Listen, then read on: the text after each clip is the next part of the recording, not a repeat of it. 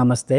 నేను doctor Rajireddy, general physician, diabetologist, Apollo reach NSR hospital, Arepalli. ఈరోజు మనం చాలా మందిని ప్రభావితం చేస్తున్న డయాబెటీస్, మధుమేహం గురించి మాట్లాడబోతున్నాం. డయాబెటీస్ అనేది శరీరంలో ఇన్సులిన్ అనే హార్మోన్ ఉత్పత్తి నిలిచిపోయినా, సరైన మోతాదులో కాకపోయినా, రెసిస్టెన్స్ సరైన పనిచేయకపోయినా మనకు రక్తంలో చక్కెర స్థాయి పెరిగి డయాబెటీస్ వస్తుంది. డయాబెటీస్ లక్షణాలు: అధిక దాహం, తరచూ మూత్ర విసర్జన, విపరీతమైన ఆకలి, నీరసం, గాయాలు త్వరగా మానకపోవడం, ఫీమేల్స్ లో వెజైనల్ ఇన్ఫెక్షన్స్, చర్మ వ్యాధులు, బరువు తగ్గడం, బరువు పెరగడం. ఇలాంటి లక్షణాలు గనక మీరు గమనించినట్టయితే త్వరగా మీరు స్క్రీనింగ్ టెస్ట్ చేసుకొని నిర్ధారించుకోవాలి. చాలా వరకు డయాబెటీస్ అనేటువంటిది ఇన్సిడెంటల్ ఫైండింగ్ ఉంటుంది, ఎన్ని రోజుల నుంచో ఉంటుంది, కానీ మనం టెస్ట్ చేసుకోకపోతే తెలియదు. సిమ్టమ్స్ అనేటువంటివి కూడా అందరిలో డయాబెటీస్ రక్తంలో గ్లూకోజ్ స్థాయి పెరగగానే కనబడవు, కొంతమందికి చాలా డిలేగా కనిపిస్తాయి. ఈ డిలేగా ప్రజెంటేషన్ వల్లనే లోపల ఇంపార్టెంట్ ఆర్గాన్స్ అనేటువంటిది ఒక్కొక్కసారి డ్యామేజ్ అయిన తర్వాత పేషెంట్ మన దగ్గరికి రావడం జరుగుతుంది.